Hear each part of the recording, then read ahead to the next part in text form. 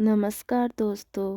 प्राचीन काल में एक लड़की का जन्म राक्षस कुल में हुआ जिसका नाम वृंदा था। दैत्यराज काल नेमि जैसे राक्षस परिवार में पैदा होने के बाद भी वृंदा भगवान विष्णु की पूजा करती थी। जब वृंदा बड़ी हुई तो उसकी शादी जालंधर नामक दैत्य से हो गई। जालंधर काफ़ी शक्तिशाली राक्षस था जिसका जन्म भगवान शिव के तेज के कारण समुद्र से हुआ था। बलवान होने के कारण जालंधर को दैत्यों का राजा बनाया गया। वृंदा से शादी करने के बाद जालंधर की शक्ति और पराक्रम बढ़ता गया। उसे किसी भी तरह से हराना बड़ा मुश्किल था। जालंधर के बढ़ते अहंकार व आतंक से सभी देवता परेशान थे। जालंधर की बढ़ती ताकत के पीछे उसकी पत्नी वृंदा की विष्णु भक्ति और सतीत्व था। होते होते जालंधर अपनी शक्ति और अहंकार में चूर होकर स्वर्ग की देवियों पर काबू पाने की कोशिश करने लगा और इसलिए भगवान विष्णु ने वृंदा का पतिव्रता धर्म भंग करने का निश्चय कर लिया और उन्होंने जालंधर का रूप धारण करके छल से वृंदा का स्पर्श किया। वृंदा का पति जालंधर देवताओं के पराक्रम से युद्ध कर रहा था, लेकिन वृंदा का सतीत्व नष्ट होते ही वो मारा गया।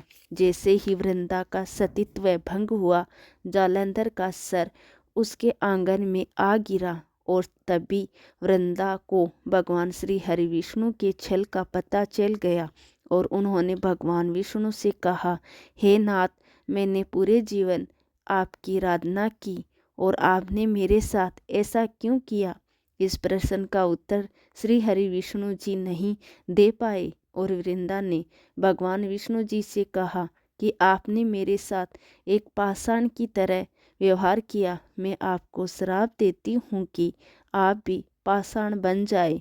और ये कहते ही भगवान श्री हरि पत्थर के समान हो गए और उन्होंने भगवान विष्णु को श्राप दिया कि जिस प्रकार तुमने मुझे पति वियोग दिया है, उसी प्रकार तुम्हारी पत्नी का भी छल पूर्वक हरण होगा और स्त्री वियोग सहने के लिए तुम्हें भी मृत्यु लोक में जन्म लेना होगा।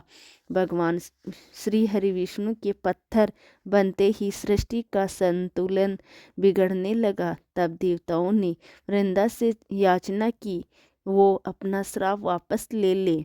भगवान विष्णु भी वृंदा के साथ हुए छल से लज्जित थे और इसलिए वृंदा ने भगवान श्री हरि विष्णु को क्षमा कर दिया और भगवान विष्णु के श्राप मुक्त होने के बाद वृंदा जालंधर के साथ सती हो गई। वृंदा की राख से एक पौधा निकला जिसे श्री हरि विष्णु ने तुलसी का नाम दिया और वरदान दिया कि तुलसी के बिना मैं किसी भी प्रसाद को ग्रहण नहीं करूँगा और मेरे शालिग्राम रूप से तुलसी का विवाह होगा और जो लोग इस तिथि को तुलसी विवाह करेंगे उन्हें सुख और सौभाग्य की प्राप्ति होगी।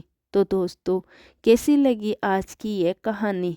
ऐसी और कहानियों के लिए हमारे चैनल को सब्सक्राइब करें। धन्यवाद दोस्तों।